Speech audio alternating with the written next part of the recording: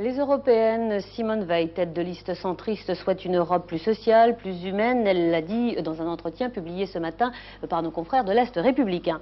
L'Europe sociale, précisément au centre des débats des partis socialistes et sociaux-démocrates européens et des syndicats qui étaient réunis aujourd'hui à la Cité des Sciences, à la Villette, à Paris, à l'initiative de Laurent Fabius, une étape dans sa campagne avec le soutien de Michel Rocard et de Pierre Mauroy. Éric Pierrot. Socialistes français, italiens, espagnols, sociodémocrates allemands, anglais et de tous les autres pays de la CE se sont succédés à la tribune toute la journée pour affirmer leur volonté de construire l'Europe sociale. Avec des craintes. Dans un premier temps, en effet, la concurrence et les restructurations dues à la suppression des frontières risquent de faire augmenter le chômage. Mais avec des espoirs aussi dans un deuxième temps, le grand marché intérieur devrait permettre la création de 2 à 5 millions d'emplois dans les États membres.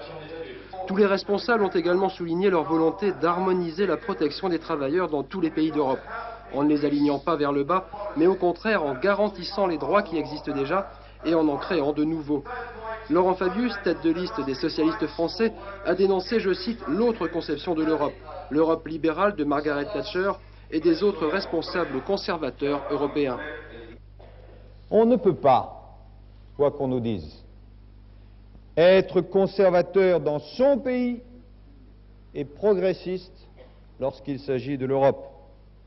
Si on veut clairement une Europe de progrès social, alors ce sont évidemment les socialistes et les sociodémocrates qui sont le plus capables de construire cette Europe-là. Socialistes et sociodémocrates se sont quittés ce soir en lançant un appel aux travailleurs. Appel en faveur d'un avenir de progrès économique et de justice sociale.